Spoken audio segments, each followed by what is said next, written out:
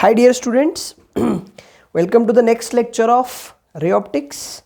रे ऑप्टिक्सच्या मागच्या लेक्चरमध्ये आपण रिफ्रॅक्शन ऑफ लाईटबद्दल डिस्कशन केलेलं. रिफ्रॅक्शन ऑफ लाईटमध्ये ॲब्सोल्यूट रिफ्रॅक्टिव्ह इंडेक्स काय असतो, रिलेटिव्ह रिफ्रॅक्टिव्ह इंडेक्स काय असतो, हे सगळं डिटेलमध्ये बघितलेलं होतं. आताच्या सेशनमध्ये आपल्याला एक नवीन पॉईंट शिकायचा आहे ज्याचं नाव आहे टोटल इंटरनल रिफ्लेक्शन.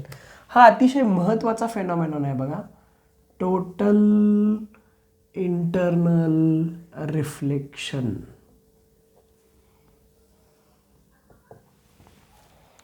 काय होतं आपण बघितलं, जेव्हा जेव्हा रे ऑफ लाईट डेन्सर मीडियममधून रेअरर मीडियममध्ये जात असतो, whenever ray of light passes from denser medium to rarer medium, it bends away from the normal. It bends काय अवे फ्रॉम द नॉर्मल. मग आपण काय केलं, एक रिफ्रॅक्शन ऑफ लाईटचा एक्झाम्पल घेतलं, in which ray of light is travelling from optically denser medium to rarer medium. Okay, मग काय होतं बघा, हा एक सरफेस घेतला XY नावाचा, इथे एक सोर्स घेतला.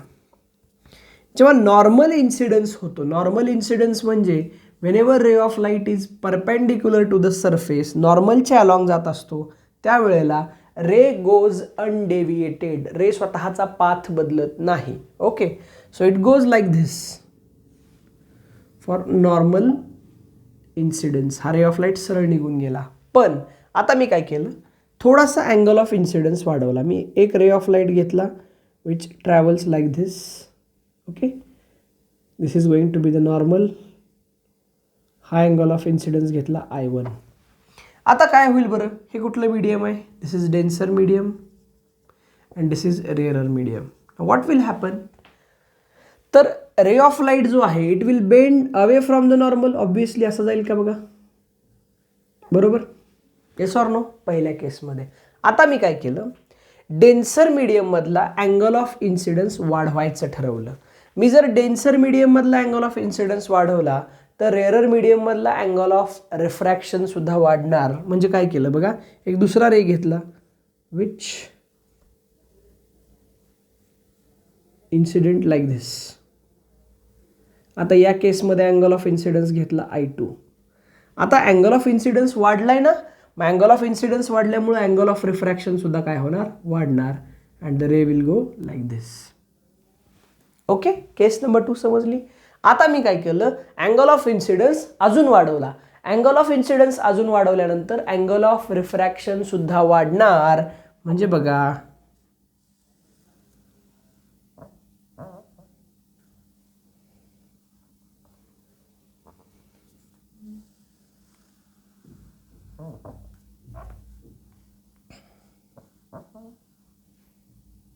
हा नॉर्मल. आता हा अँगल ऑफ इन्सिडन्स घेतला मी I3 सपोज. आता अँगल ऑफ इन्सिडन्स वाढवल्यामुळे अँगल ऑफ रिफ्रॅक्शन पण वाढणार and ray of light will pass or will move along the surface. म्हणजे अँगल ऑफ रिफ्रॅक्शन किती झाला, 90 डिग्री झाला. म्हणजे मी जर अँगल ऑफ इन्सिडन्स वाढवत गेलो तर ऑब्व्हियसली अँगल ऑफ रिफ्रॅक्शन सुद्धा वाढणार. अँगल ऑफ रिफ्रॅक्शन वाढत वाढत वाढत जाणार आणि एका सर्टन अँगल ऑफ इन्सिडन्सला अँगल ऑफ रिफ्रॅक्शन किती झाला, 90 डिग्री झाला का बघा.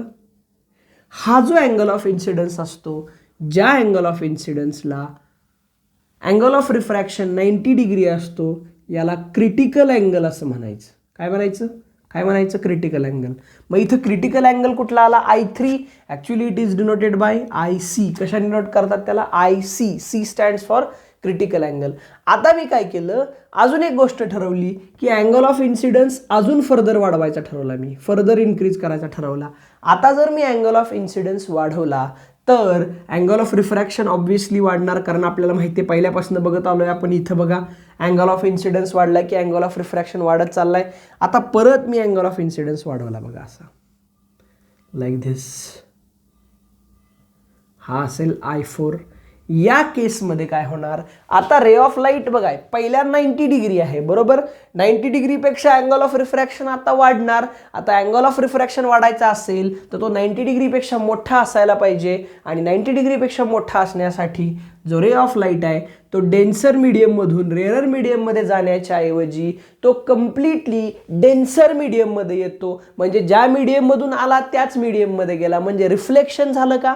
ओके, इथं इन्सिडेंट रे जो आहे, जो रे ऑफ लाईट आहे तो रेअररमध्ये जाण्याच्या ऐवजी कम्प्लिटली डेन्सर मीडियममध्ये रिफ्लेक्ट झाला. हा जो कन्सेप्ट आहे की ज्याच्यामध्ये रे of light is completely reflected into denser medium, this concept is called as total internal reflection. इथं जो फेनॉमेनॉन झालाय चौथ्या केसमध्ये, फोर्थ केसमध्ये जो कन्सेप्ट झालेला आहे की रे ऑफ लाईट डेन्सरमधून रेअरर मीडियममध्ये जाण्याऐवजी डेन्सर मीडियममध्येच रिफ्लेक्ट झाला, परत त्याच मीडियममध्ये आला, त्या कंडिशनला म्हणायचं टोटल इंटरनल रिफ्लेक्शन. काय म्हणायचं त्याला, टोटल इंटरनल रिफ्लेक्शन. आता हे टोटल इंटरनल रिफ्लेक्शन होत असताना बघा, पहिल्या केसमध्ये टोटल इंटरनल रिफ्लेक्शन झालं का, नाही. दुसऱ्या केसमध्ये झालं का, नाही. इवन तिसऱ्या केसमध्ये सुद्धा टोटल इंटरनल रिफ्लेक्शन झालं नाही. टोटल इंटरनल रिफ्लेक्शन झालं चौथ्या केसमध्ये.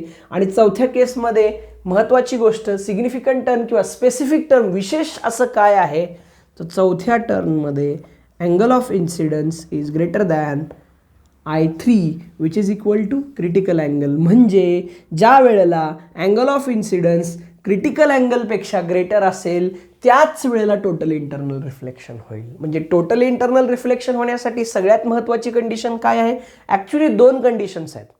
जर रे ऑफ लाईट रेअररमधून डेन्सरमध्ये जात असेल तर ही जी काही मी डायग्रॅम काढलेली आहे हे शक्यच होणार नाही. का होणार नाही, कारण या केसमध्ये जो इन्सिडेंट रे आहे तो नॉर्मलपासून आवे जाणार नाही, तो नॉर्मलच्या टुवर्ड्स जाईल ना. रेअरर टू डेन्सर कसा जातो, टुवर्ड्स द नॉर्मल. ही जी काही प्रोसेस झालेली आहे, रे ऑफ लाईट जो बेंड होत गेला, असा खाली आलाय रिफ्रॅक्टेड रे, ही होण्यासाठी ray of light must go away from normal. आणि त्यासाठी light must travel from denser medium to rarer medium, ही पहिली कंडिशन आहे. आणि दुसरी कंडिशन काय आहे, तर अँगल ऑफ इन्सिडन्स हा क्रिटिकल अँगलपेक्षा ग्रेटर असेल. जर या दोन कंडिशन सॅटिस्फाय झाल्या तर रे ऑफ लाईट डेन्सर मीडियममधून रेअरर मीडियममध्ये जाण्याच्या ऐवजी डेन्सर मीडियममध्ये कम्प्लिटली परत येतो. त्या फेनॉमेनॉनला म्हणायचं टोटल इंटरनल रिफ्लेक्शन. काय म्हणायचं, टोटल इंटरनल रिफ्लेक्शन. सो काय सांगणार बघा, द फेनॉमेनॉन ऑफ, बघा असं नाही, थोड्या वेगळ्या पद्धतीने डेफिनेशन सांगू. डायग्रॅम समजली का सगळ्यांना, ओके. डायग्रॅममध्ये एक गोष्ट लक्षात आली की कुठल्या केसमध्ये टोटल इंटरनल रिफ्लेक्शन झालंय, चौथ्या केसमध्ये. त्या केसमध्ये अँगल ऑफ इन्सिडन्स हा I3 पेक्षा, I3 म्हणजे असा अँगल ऑफ इन्सिडन्स ज्या अँगल ऑफ इन्सिडन्सला अँगल ऑफ रिफ्रॅक्शन 90 डिग्री आहे, ज्याला आपण क्रिटिकल अँगल म्हटलेलं. ज्या वेळेला माझा अँगल ऑफ इन्सिडन्स क्रिटिकल अँगलपेक्षा ग्रेटर असेल त्या वेळेला टोटल इंटरनल रिफ्लेक्शन होणार. सो बघा डेफिनेशन सांगतो. Whenever a ray of light, मी डायरेक्ट डेफिनेशन इथं बोर्डवर लिहितोय, मी कन्सेप्ट फेनॉमेनॉन एक्सप्लेन करून सांगितलेला आहे. Angle of ray of light must travel from denser medium to rarer medium and angle of incidence must be greater than critical angle. So काय लिहिलंय बघा इथं मी, whenever a ray of light is travelling denser medium to rarer medium, ray of light कसा चालला असेल, denser medium to rarer medium, ही पहिली कंडिशन आहे. And angle of incidence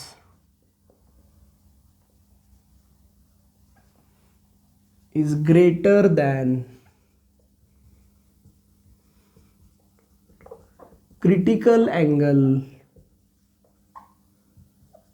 the ray of light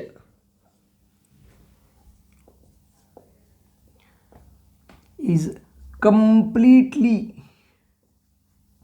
बघा हे ॲक्च्युली हा ट्रान्सपरंट मीडियम आहे. आणि मी तुम्हाला सांगितलेलं सुरुवातीला, ट्रान्सपरंट मीडियममध्ये रिफ्लेक्शन होतच नाही, ट्रान्सपरंट मीडियममध्ये रिफ्रॅक्शन होतं. पण या केसमध्ये ट्रान्सपरंट मीडियम असून सुद्धा रिफ्लेक्शनच होते, कारण हे कुठलं रिफ्लेक्शन आहे, टोटल इंटरनल रिफ्लेक्शन आहे. सो काय सांगायचं बघा, the ray of light is completely reflected into denser medium, this phenomenon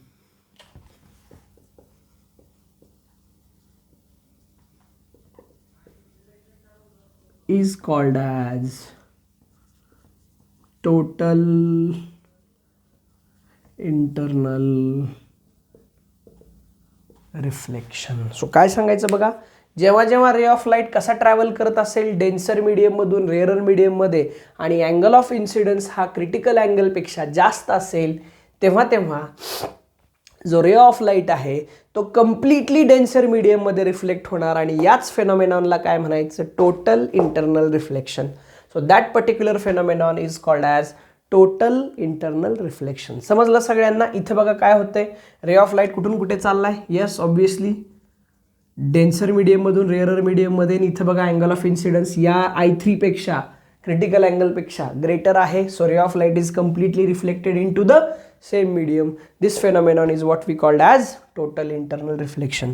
आता मग एक गोष्ट माझ्या लक्षात आली की टोटल इंटरनल रिफ्लेक्शन प्रत्येक वेळेला होईल का, तर प्रत्येक वेळेला होणार नाही. त्याला काही कंडिशन्स आहेत, स्पेसिफिक कंडिशन्स. त्यातली पहिली कंडिशन आहे का, पॉईंटचं नाव लिहा, कंडिशन्स फॉर TIR म्हणजे टोटल इंटरनल रिफ्लेक्शनसाठीच्या कंडिशन्स. पहिली कंडिशन बघा, first condition, the ray of light must travel from denser medium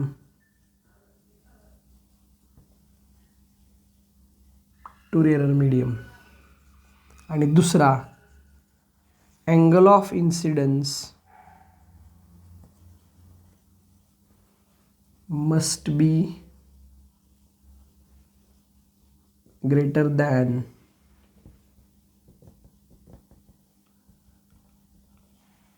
critical angle. काय लिहिलं बघा, ह्या दोन कंडिशन्स आहेत.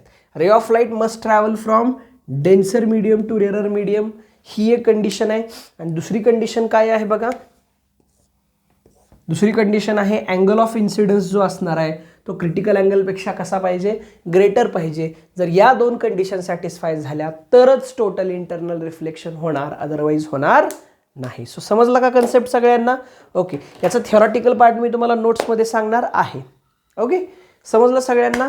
आता मी तुम्हाला टोटल इंटरनल रिफ्लेक्शनचे आपल्या डे टू डे लाईफमधले एक्झाम्पल सांगतो. काही आपल्याला बघायचे तिथं ॲप्लिकेशन्स बघायच्यात आपल्याला, त्याच्यामध्ये ऑप्टिकल फायबर्स बघायचा आहे, प्रिझम बायनॅक्युलर नावाचा पॉईंट बघायचा आहे, पेरिस्कोप नावाचा पॉईंट इन्स्ट्रुमेंट आहे तो आपल्याला शिकायचा आहे. बट नॅचरल ऑब्झर्वेशन किंवा नॅचरल तुम्हाला मी त्याचे ॲप्लिकेशन सांगतो. पहिला, फर्स्ट वन, मिरेज फॉर्मेशन. माहिती आहे तुम्हाला मिरेज फॉर्मेशन, मृगजळ ज्याला म्हणतो. उन्हाळ्यामध्ये वगैरे आपण जर रस्त्याने ट्रॅव्हल करत असेल तर आपल्याला असं दिसतं की आपल्यापासून काही अंतरावर रस्त्यावर पाणी सांडलंय. तिथं गेल्यावर काय असतं, काहीच नसतं. मिरेज फॉर्मेशन म्हणतात त्याला. मृगजळ हा शब्द मराठीत वापरला जातो. ते जे मिरेज फॉर्मेशन असतं, it is due to total internal reflection. तुम्ही रेनबो फॉर्मेशन, ॲक्च्युली रेनबो फॉर्मेशनमध्ये 3-4 फेनॉमेनॉन्स इन्व्हॉल्व असतात. रेनबो फॉर्मेशनमध्ये डिस्पर्शन असतं, रेनबो फॉर्मेशनमध्ये रिफ्रॅक्शन असतं, रेनबो फॉर्मेशनमध्ये टोटल इंटरनल रिफ्लेक्शनसुद्धा असतं. म्हणजे रेनबो फॉर्मेशनसुद्धा कुणामुळे होतं, एक पार्ट त्याचा काय, टोटल इंटरनल रिफ्लेक्शन. दुसरा, डायमंड सगळ्यांनी बघितलं आहे, काही लोकांनी प्रत्यक्ष बघितला असेल, काही लोकांनी पिक्चरमध्ये वगैरे बघितलं असेल, बरोबर आहे की नाही. तो डायमंड जो असतो ना तो चमकत असतो. ओके, त्याला ब्रिलियन्स ऑफ डायमंड असं म्हणतात. तो जो डायमंडचा ब्रिलियन्स असतो तो सुद्धा कशामुळे असतो, तर टोटल इंटरनल रिफ्लेक्शनमुळे असतो. असे बरेचसे एक्झाम्पल्स आहेत आपल्या डे टू डे लाईफमध्ये. सम ऑफ देम मी तुम्हाला सांगितले. आता काही एक्झाम्पल्स, प्रॅक्टिकल एक्झाम्पल्स जे की आपण वापरतो, ऑप्टिकल फायबर्स, प्रिझम बायनॅक्युलर्स आणि पेरिस्कोप, ते आपल्याला बघायचं आहे. Before that, write down this. रात हो न हो शायद फिर इस जन्म में मुलाकात हो न हो. ओके, पुढचा पॉईंट आपल्याला बघायचा आहे क्रिटिकल अँगल. मगाशी बघितलेलं आपण, तरी पण डिटेलमध्ये शिकायचं आहे. क्रिटिकल अँगल बघा, क्रिटिकल अँगल म्हणजे काय असतो बघा. Suppose this is a surface XY normal, हा एक रे इन्सिडेंट रे आणि हा रिफ्रॅक्टेड रे बघा असा अलॉंग द सरफेस. इथं अँगल ऑफ रिफ्रॅक्शन किती आहे 90 डिग्री. हा जो अँगल ऑफ इन्सिडन्स असतो त्याला क्रिटिकल अँगल म्हणायचं. This is what we call critical angle. Actually critical angle काय असतो बघा. क्रिटिकल अँगल हा असा अँगल ऑफ इन्सिडन्स असतो ज्या अँगल ऑफ इन्सिडन्सला अँगल ऑफ रिफ्रॅक्शन 90 डिग्री असतो. The angle of incidence for which angle of refraction is 90 degree is called as critical angle. असा अँगल ऑफ इन्सिडन्स ज्या अँगल ऑफ इन्सिडन्सला angle of refraction 90 degree असतो अशा angle of इन्सिडन्सला critical angle म्हणायचं. संपला विषय. समजलं का सगळ्यांना. मग बघा इकडे क्रिटिकल अँगलचा formula. Critical angle is denoted by letter IC. आपल्याला इक्वेशन काढायचे क्रिटिकल अँगलचं नाव according to Snell's law. Snell's law. Suppose हे एअर आहे ओके, ज्याचा रिफ्रॅक्टिव्ह इंडेक्स किती असणार आहे 1 आणि हे एक सर्टन मीडियम आहे ज्याचा रिफ्रॅक्टिव्ह इंडेक्स आहे N. ओके, ग्लास असू शकतं, वॉटर असू शकतं, whatever. Okay, so according to Snell's law काय फॉर्म्युला असतो आपल्याकडे sin I upon sin IC is equal to refractive index of second medium. Suppose हे सेकंड मीडियम N2, हे first medium N2 is equal to 1 घेतलं मी, N1 is equal to N घेतलं. So sin I upon sin R is equal to काय refractive index of second medium with respect to first one. Therefore sin IC on sin R is equal to second मीडियमचा refractive index N2 किती आहे बघा असं येईल का N2 upon N1. N2 किती आहे 1, N1 किती आहे N. Okay, but R is equal to किती here R is equal to 90 degree. Therefore बघा sin IC अपॉन 1. sin 90 1 असतं का. आरच्या जागी 90 पुट केल्यावर 1 अपॉन N. देअरफॉर बघा sin IC is equal to 1 upon N. Therefore, IC is equal to sin inverse of 1 upon N. This will be the mathematical equation for critical angle. या फॉर्म्युल्याचा वापर करून तुम्ही क्रिटिकल अँगलची value find out करू शकता. समजलं सगळ्यांना. That's all about critical angle. That's all about total internal reflection. त्याचं इंट्रोडक्ट किंवा त्या टोटल इंटरनल रिफ्लेक्शनचा फेनॉमेनॉन आपण समजून घेतला. आता आपल्याला टोटल इंटरनल रिफ्लेक्शनचे ॲप्लिकेशन्स बघायचे आहेत जे की आपण पुढच्या सेशनमध्ये बघणार आहोत. आत्ताच्या सेशनमध्ये इथंच थांबूया. याच्यामध्ये कोणाला काही अडचण असेल, कुठला पॉईंट समजला नसेल तर तुम्ही मला तो विचारू शकता. ओके, जी थिअरी आहे याची ओके टोटल इंटरनल रिफ्लेक्शनची ती तुम्हाला नोट्समध्ये मी देणार आहेच. ओके ठीक आहे. Any doubts. चला थांबूया मग. जय हिंद, जय महाराष्ट्र.